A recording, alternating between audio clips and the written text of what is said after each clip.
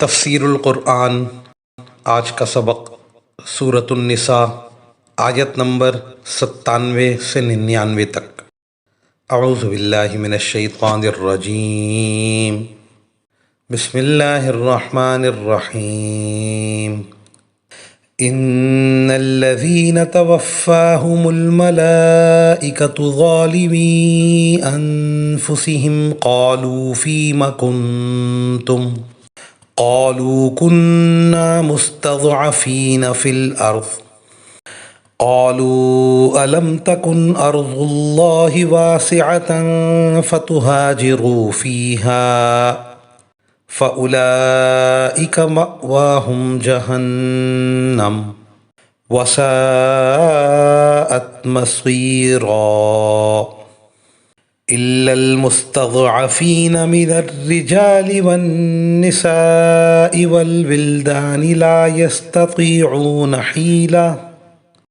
يستطيعون حيلة ولا يهتدون سبيلا فأولئك عسى الله أن يعفو عنهم وكان الله غفورا رحيما۔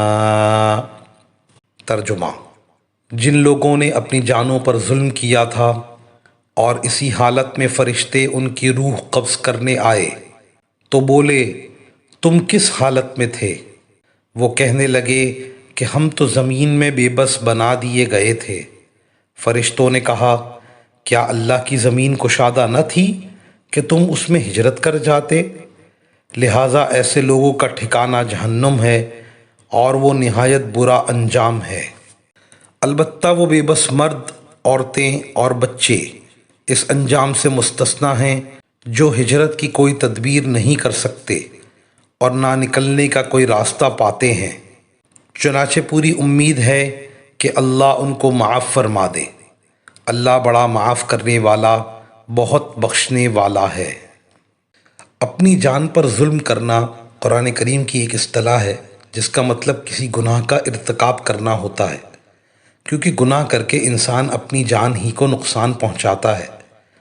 اس آیت میں اپنی جانوں پر ظلم کرنے والوں سے مراد وہ لوگ ہیں جنہوں نے قدرت کے باوجود مکہ مکرمہ سے مدینہ منورہ کی طرف ہجرت نہیں کی۔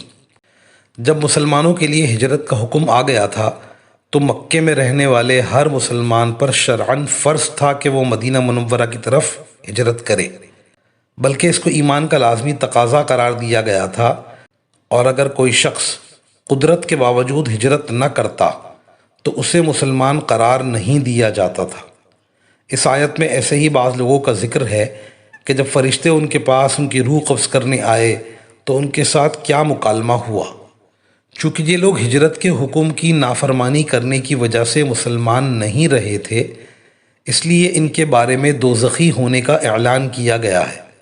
البتہ جو لوگ کسی مجبوری کی بنا پر ہجرت سے قاصر رہے تھے، ساتھ ہی ان کا استثناء بھی کر دیا گیا ہے کہ معذوری کی وجہ سے وہ قابل معافی ہیں۔